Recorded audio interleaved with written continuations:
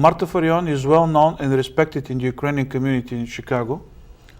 Through the years, she has contributed a lot to the advancement of Ukrainian interest in the United States. Welcome to Stanley's New America.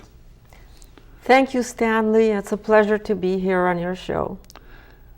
You're Ukrainian, but Rome, Italy is your birthplace, and you spent your early childhood years in the capital of Argentina. How were you impacted as a person? Well, I consider myself very fortunate that I spent my childhood all the way to the age of 14 in Argentina and Buenos Aires. I was born in Italy because my parents were war refugees after the Second World War, and they were in Italy then after the war for a few years, and I was born there. And at the age of 6 months, my parents took me and the grandparents to Buenos Aires. There were many reasons for that. This was after the war, and Italy, just like all the other European countries, were in a very difficult economic situation, and people who were so-called without documentation as refugees were told to leave. So people at that time your family was forced to leave? Well, yes. They had a deadline, they had to leave, and they had to choose where to go. Why Argentina? There were people going to Australia, to Brazil, to Argentina, and to Canada, and to the United States at that time. They were not going yet because the United States did not pass the Displaced Persons Act to allow people to come in until later. But there were actually very interesting story because there were agents from these countries like Australia, Brazil, Argentina, Venezuela. They were sending their agents to get Europeans to come and immigrate to their countries. Immigration agents. Immigration. So it wasn't only Ukrainians or Eastern Europeans or gypsies who went to these places. Argentina really was the second home of Italians. Argentina, and Buenos Aires in particular, has millions of Italians. So Italians were also leaving Italy and going to Argentina, to Buenos Aires. Because of the hardship. Because of the economic hardship, people did not have enough to eat at that time. So my growing up in Argentina basically formed a life view, a world view for me that stayed with me, because not only did I learn another language, how many like a languages native. do you speak?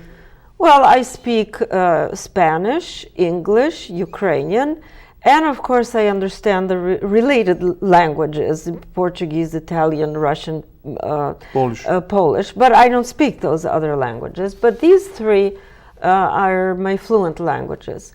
And of course, growing up in a different culture, with a different language, and people of various nationalities, it provided me with an understanding of respect for each human being for what they are, rather than judging people strictly on their ethnicity. So you became more cosmopolitan. Well, I have a deep respect for people of all races and all ethnicities, and I think that the fact that I grew up in Argentina formed the basis of that belief for me. My understanding is that other Ukrainians were also immigrated to Argentina at that period of time. Was there any kind of Ukrainian community?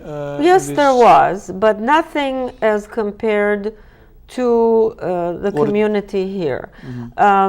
You know, that's another topic, but Ukrainians came to Argentina over 100 years ago. Just like when they came to the United States way over 100 years ago. This was before World War I, after World War I, and then after World War II, and of course now after independence of Ukraine. So you have all of these immigrations, so you have second, third, and fourth generation Ukrainians, and you have the largest amount of Ukrainians now, in great numbers, are the immigrants from Ukraine after independence in 1991, when after the Soviet Union fell apart. You're the president of the Kyiv Mohyla Foundation of America, among many other things. What is the primary mission of this foundation? Well, in order to answer that question, let me go back to 1991 and just mention that the Kyiv Mohyla Academy is a university that is over 400 years old. It was founded in Kyiv by Petro Mohyla, who was a religious man and a metropolitan, and it was founded in 1615.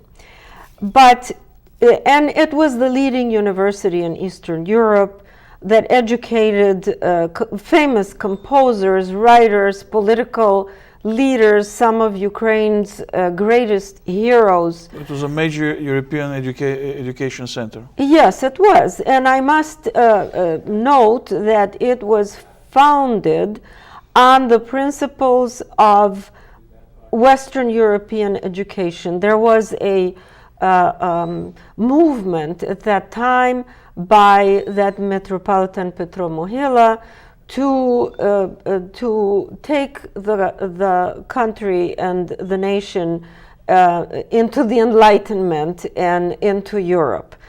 So what happened later was that during the Soviet period of the 20th century, the Soviet Union closed that university and used it for its military academy.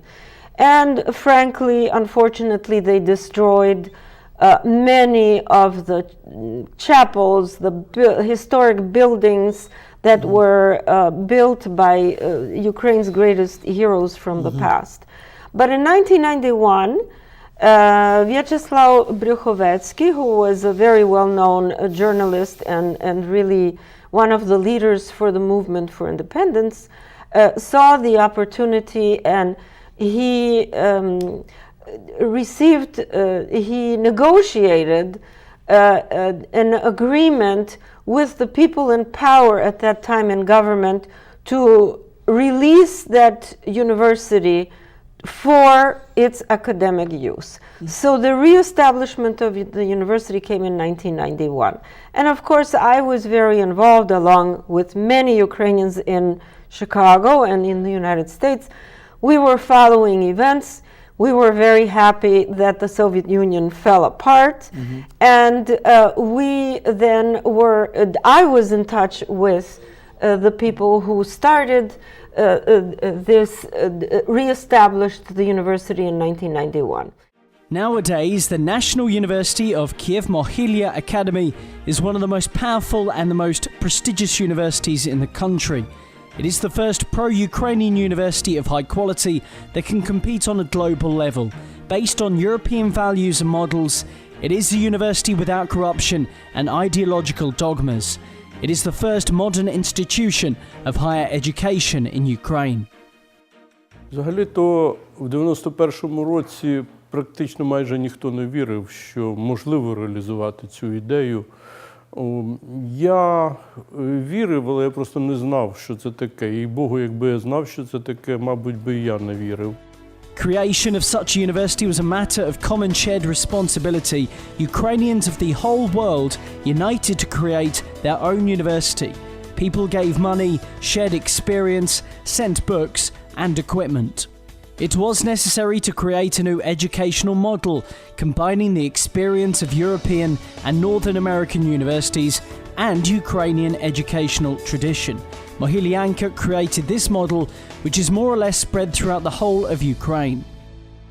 Так уже воно склалося, що кожна дія Києво-Могилянської академії – це було новаторство. Від самого відродження і закінчуючи або продовжуючи тим, що ми першими взагалі вжили термін бакалавр, першим магістри, першими PhD. Ми першими взагалі вдягнули наших професорів і студентів в мантії. In fact, all educational reforms that took place in Ukraine were introduced by Mohylyanka. The second working language of the university is English. It has opened the world to the university because the language of modern science is English. We were the first to introduce entry examination which prevented corruption. This became the basis for the introduction of independent external evaluation in Ukraine. Mohylyanka was the first in Ukraine to introduce a three-level system of education: bachelor, master and doctor. Kyiv Mohyla Academy was the first that began to work closely with employers, creating a career and student employment centre. It is the only doctoral school of European model in Ukraine.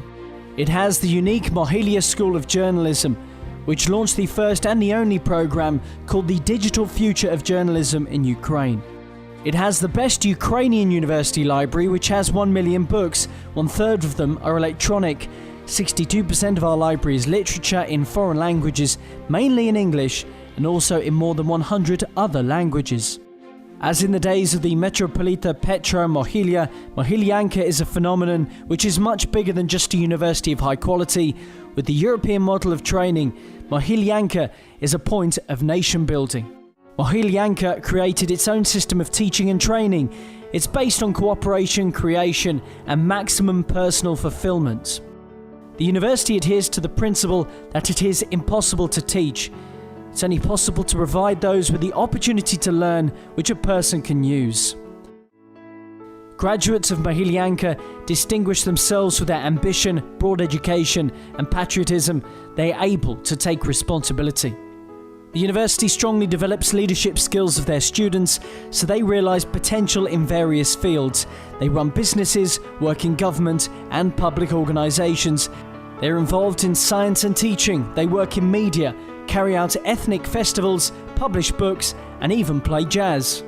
As Vyacheslav Bruhovetsky likes to say, the next president of Ukraine will be a graduate of the Kyiv Mohyla Academy. France is Sorbonne, United Kingdom is Oxford and Cambridge, the USA is Harvard, Ukraine is Kyiv Mohyla Academy.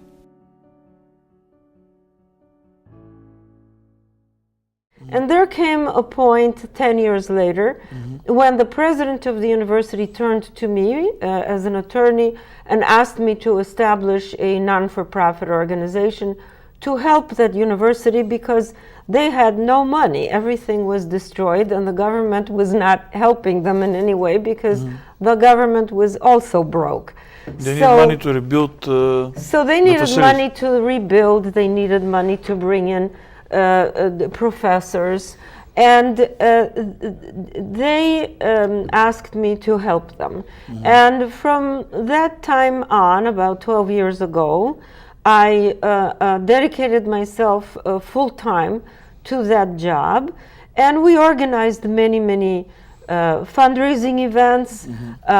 Through these 10 years, we raised almost $7 million for the university, but it's not only it's not only a matter of money.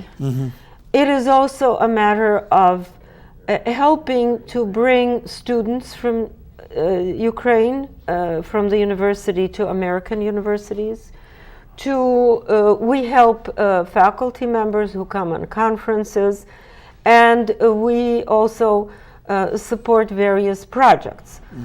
For example, the Electronic Library of Ukraine project. You're on the board of this electronic library. Well, I'm the chairman of the board, but there are people there who are brilliant people and colleagues who manage and run the project. The project began about 10 years ago when I went to Ukraine, to the university, with my colleagues from Northwestern University here in Evanston, with the former director of the university library. And we asked about access to copyrighted information digitized, and we asked whether the university and other universities have access to the world's databases that contain the digitized knowledge of the world. And we were told that no, there was no access because it is too expensive and you need to negotiate with database providers. So to make a long story short, we visited many, many universities in Ukraine through the years, and we negotiated with database providers, international providers. We negotiated a discounted rate for Ukrainian universities because it's a country in transition, so there was a different rate. So that it will be affordable. Affordable. We raised funds for this. We received some funding from the US government, from USAID, to start the project. And we began with 3 universities, with Kyiv Mohyla Academy, and 3 universities, one in the west and one in the east of the country. But now I'm very proud to say that there are 35 universities in this consortium. And your goal is to include all universities? Well, the structure is there and the possibility is there. Now, Ukraine advanced quite a bit in the last 10 years regarding contacts with the academic community of the world. And I consider this probably my greatest success. It sounds like a great success and very important for Ukraine. But from what we're talking so far, it seems to me that education is one of your greatest passions in life. Why? It is. And I think it began in my childhood with my parents, who emphasized education always. And from the very beginning after the war, they always planned and set their goal to come to the United States, and therefore the entire family, including my grandparents, studied English so that they could pass exams, so that they could pass. So all these 14 years you were preparing? Yes. Yes, we were preparing to come and immigrate to the United States. But I do believe that education is the key, not only for personal advancement, but for competitiveness for any country. If you have an educated, motivated population, then you can compete with other countries. Of course, we can talk about examples. Just take the government of China pays for 2 million Chinese students to come to the United States every 2 years, because they understand that with education they can compete and they can become a very potent economic force. So education is completely in line with economic growth and economic stability. And economic stability and growth is connected to political stability. Education is very strategic in the 21st century. Completely. I think education and communication are the keys to survival in the 21st century. Can you give some examples of some of your graduates that you really achieved good results by educating them? And I'm very happy and proud to share some information about the alumni, the graduates of Kyiv Mohyla Academy. For example, there was a young man who actually he lived in my home with my husband for 1 year when he was a junior in university in Kyiv. And he came to Chicago to study at Roosevelt University. He studied finance. He went back to Ukraine, graduated, worked for 2 years, and he established, together with his partner, the first investment company of Ukraine, Ukrainian investment company. And now this is Dragon Capital, which is the largest Ukrainian investment company. Not only that, we have Oksana Markarova right now is the Minister of Finance of Ukraine. She's a graduate of the university. We have deputy ministers. We have directors of the largest cultural establishments, and people in business, people in culture, people in academics. Graduates of Kyiv Mohyla Academy are professors and teaching now in other universities. So we're very proud of them. I think that the product of the university is something that we're proud of. And the mission of the university really is to prepare the educated leaders of Ukraine for the future. The new leaders of Ukraine. Are these successful graduates giving back to the university? They certainly are. The university actually had the first alumni association in Ukraine, because the concept did not exist during Soviet times. So there is an active alumni association, and there are many alumni, graduates of the university that established endowments in their name for scholarships. They help the university financially, and they help the university in other ways. And even, for example, someone who is an owner of a construction company donates needed materials for construction in the university. The rebuilding of the So, yes, this is, my passion really is work with young people, both in Chicago and there. And I like to work with young people because it's the only way. It's the only way to keep up with information and with everything that is taking place. Young people have new ideas, and they are inspiring. What have you accomplished during your 13 years tenure as chairperson of the Chicago-Kyiv Sister Cities Committee? Well, thank you for asking the question about Sister Cities Committee, because I'm not sure that all listeners really know about such a program. Chicago has a program called Sister Cities International. And right now, I think there are 36 cities in the world that are sister cities of Chicago.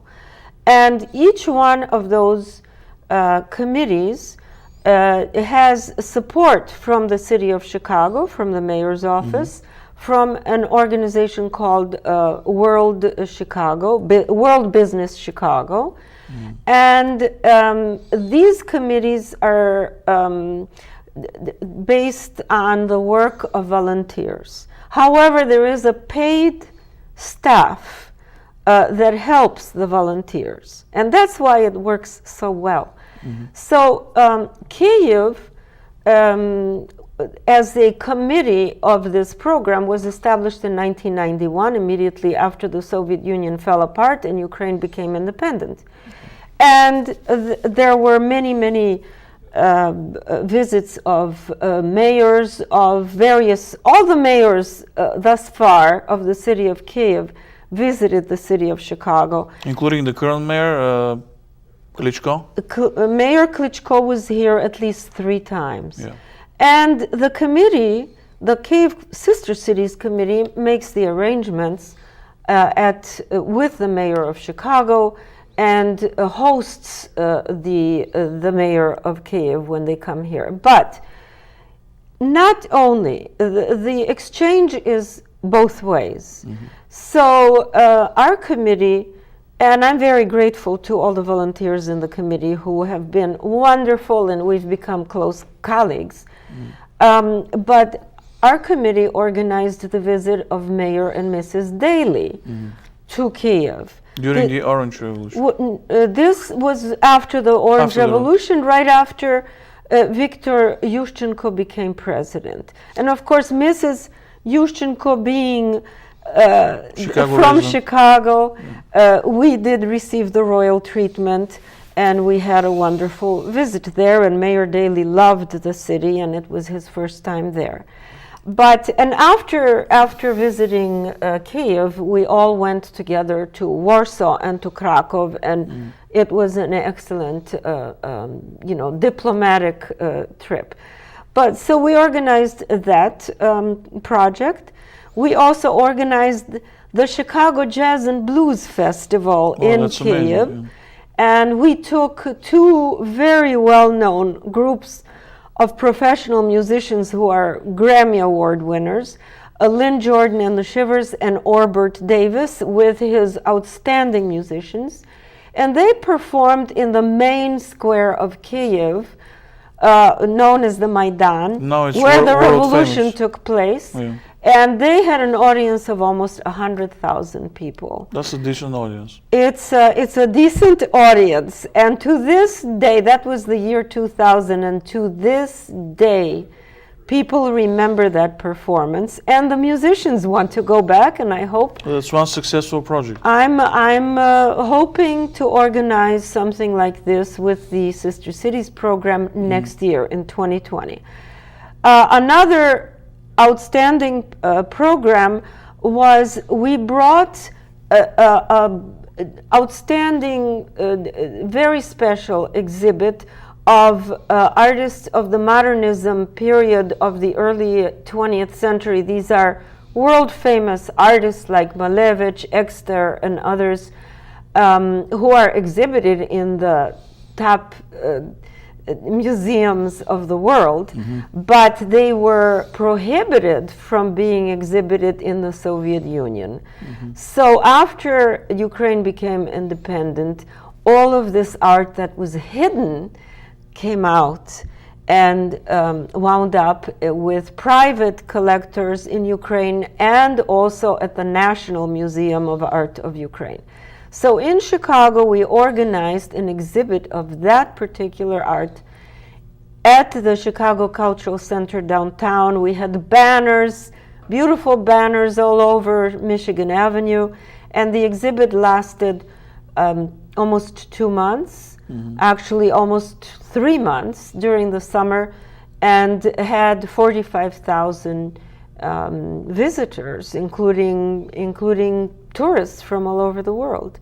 So these are just 3 examples, but the committee is very, very active and continuing its work under the leadership now of Vera Ilyashauska, a dynamic There's a different leader. chairperson right now. Yes, I'm no longer the chairperson because, let's face it, I can't do it all. Yeah, So I have my priorities, and education definitely is a priority, but I'm also working with the Ukrainian Congress Committee in Chicago and with the Ukrainian Institute of Modern Art.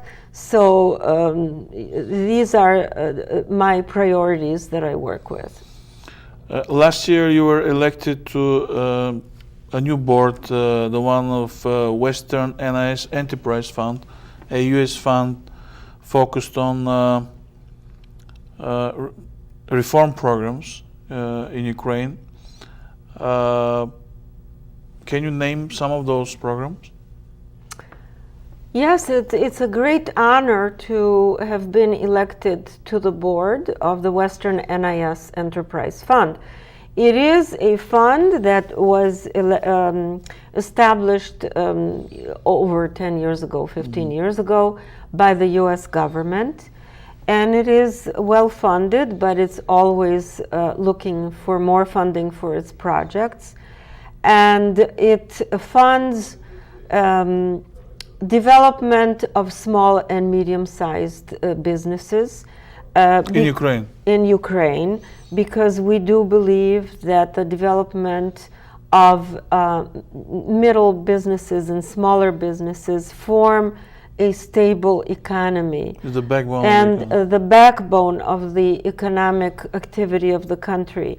Because when a country relies only on the huge corporations that in Ukraine, unfortunately, they are, most of them, in the hands of a few oligarchs, Yeah. then the economic situation is not very stable. So one of the goals is to improve the economic conditions of the country, improve trade. So a Western NIS fund also Trade between supports United States and Ukraine. well, exports and imports, but encouraging Ukraine's manufacturers and especially the IT industry in which Ukrainians excel. It's one of the big outsourcing destinations. It is, I think it is number 3 in the world. And you know, the IT specialists of Ukraine are some of the world's top programmers, and they come up with all sorts of new programs and new ideas. As a matter of fact, there are 17,000 Ukrainian IT specialists working in Silicon Valley. Wow. At all the top companies, at Microsoft and Google and Facebook, and they are there. That's an These are impressive young number. people who are, you know, top specialists in IT.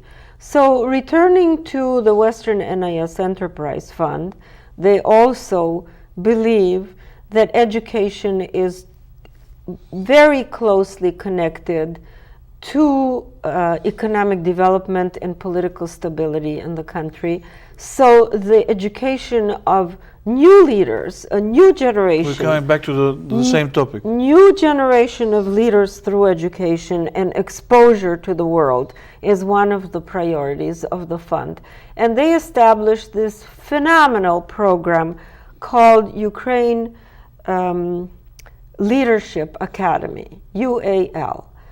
This is for students who finished high school, and rather than going straight to university, they give 1 year to come to this academy. And in that academy, they have exposure to travel, to some of the world's top leaders, economic, cultural, and political leaders. They travel to Israel because Israel actually has a Good experience in that. fantastic experience, great experience in developing young leaders. And they have these leadership academies in Israel, and the kids from Ukraine come and have They're exposure exposed to to that, all yeah. of this. So I'm very proud and honored to have been selected to be on the board of Western NIS Fund. It's right up your alley, you know, education, Yes, competitive new leaders exactly. of Ukraine. So let's go back to UCCA, Ukrainian Congress Committee of America. Judging by the name, it sounds like a very important organization for the Ukrainian community here in Chicago and nationwide. Is that really the case? Actually, it is a very important organization, and it was formed right after Second World War. So this is not a new organization. You're the vice president. I am of the vice Illinois. president of the Illinois chapter, and there are chapters in all the states where Ukrainians live and where there are Ukrainian And you're communities. on the national board. I'm on the national board as well. So in Washington and in New York, there are offices of this organization. And the main purpose of the organization is to serve as an umbrella of all Ukrainian community organizations in the United States. And businesses. Well, anyone can sign up to be a member.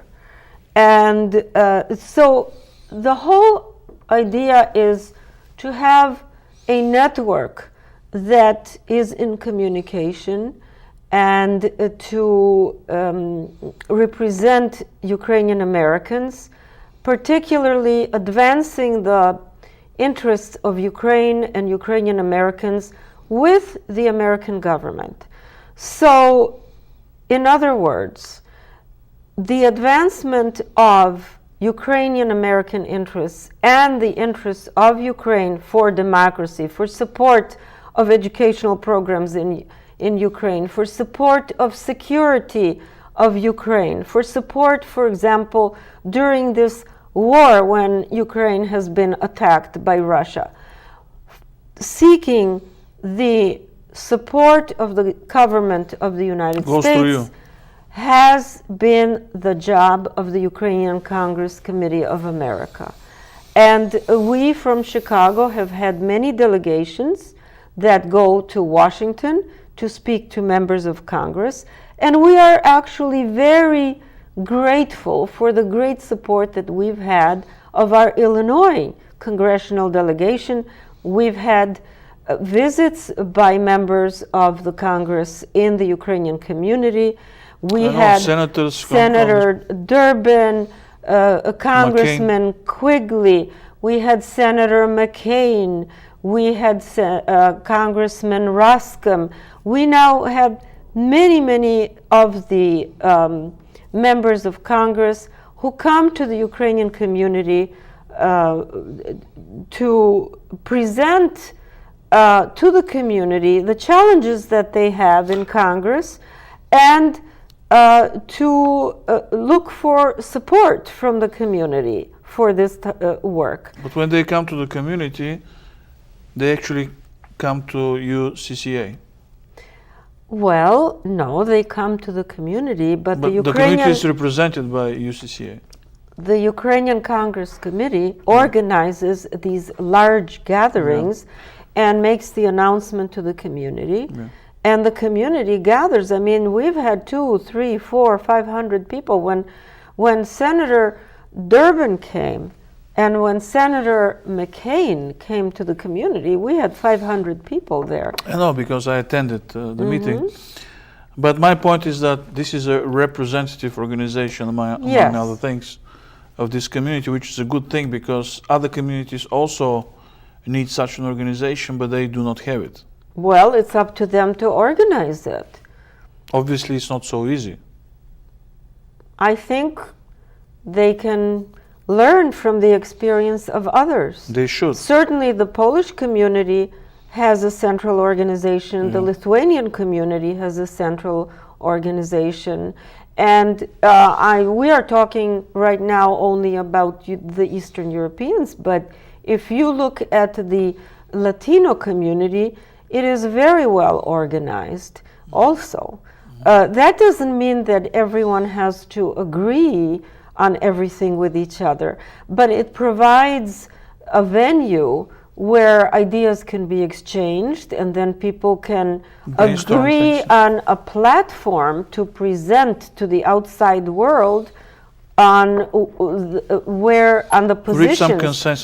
Reach a consensus on the positions of the community. The interests of the community. And also on the requests of the community, of the American government. Let's say you meet a complete outsider who doesn't know anything about the Ukrainian community in Chicago. You're one of its leaders. What would you say to this person? Well, I would say that the community is organized rather well. It has women's organizations, youth organizations, and of course, the Ukrainian community is famous for its beautiful churches. Yeah.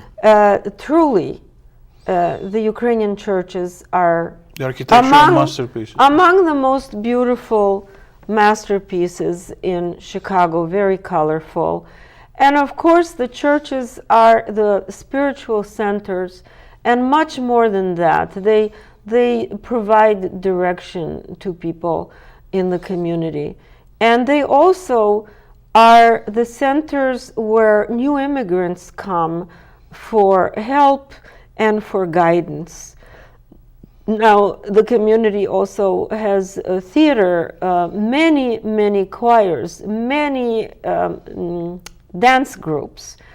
It has a credit union with many branches, and the credit union established a foundation dedicated to donate funds to all sorts of projects in the community.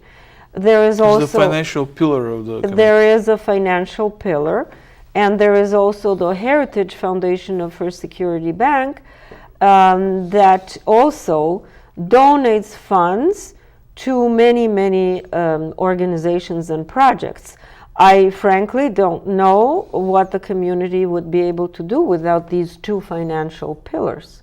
So we have also cultural organizations, and I'm very proud of the two institutions, museums in Chicago in the community. One is the Ukrainian Institute of Modern Art, and the other one is the Ukrainian National Museum. I invite everyone to come and visit. We have many, many visitors that are non-Ukrainian that come throughout the year. We hold concerts, we hold lectures, we hold theatrical productions and showings of films.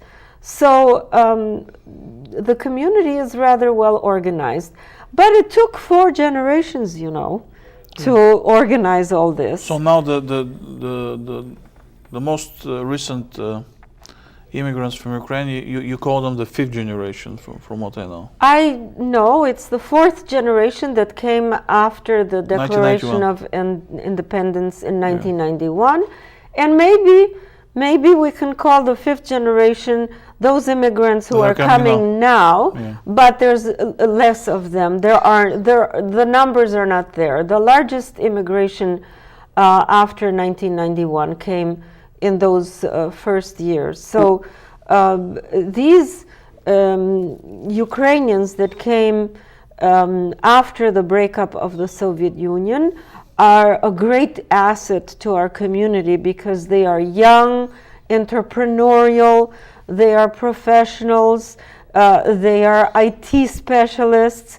and you know, lucky for them that they came to a community that already had established all sorts of organizations some support and physical premises. The churches, the organizations, the buildings, the cultural centers are there. Outstanding, yeah. But why do people from Ukraine immigrate to the United States? Well, mostly like after Third World War, like my parents, for example. So I mean, no, still sorry. not happening. The Third World War has not happened yet, and I hope it never does. But after the Second World War, it's the third immigration. They definitely, this was a political immigration. These were war refugees who came. What about after 1991? But after 1991, the people who came, they looked for economic opportunities. Because let's not forget that the Soviet Union, despite its propaganda, was an economic disaster. And people were left without any means to make a living, and the doors opened. People tend to forget now that until 1990, 1991, there was an iron curtain that people were not able to leave and immigrate. So of course, after the walls opened and came down, obviously, you understand that I don't like walls, then or now.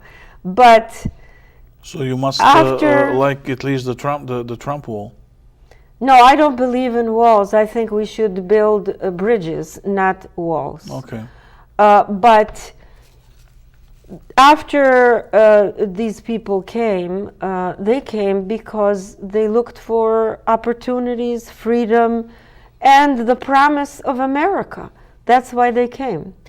But there are 20 million Ukrainians outside of Ukraine, outside of Ukraine's territory. That's a whole, like a big nation. It is. And that's why we consider the Ukrainian nation to be the people who are in Ukraine and the people outside of Ukraine. All of them form the Ukrainian nation. And we believe that this nation has a lot to contribute to the world.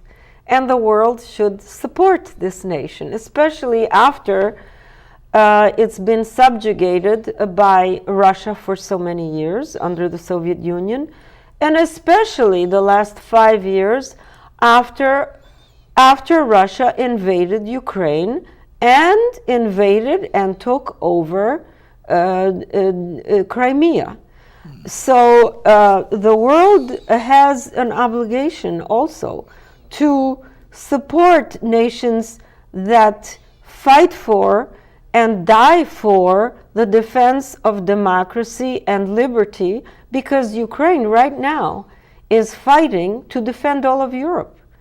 If Russia takes over Ukraine, what is going to happen to Poland, to the Baltic nations. The next. What is going to happen to the rest of Europe?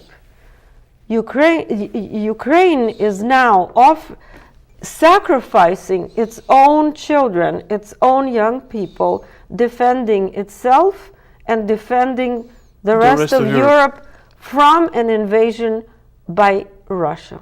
20 million Ukrainians worldwide, is it a good or bad thing for Ukraine? Some people say, oh, Ukraine lost all those people. I do not agree with this. I believe that it's an asset for Ukraine to have all those Ukrainians in all the countries of the world.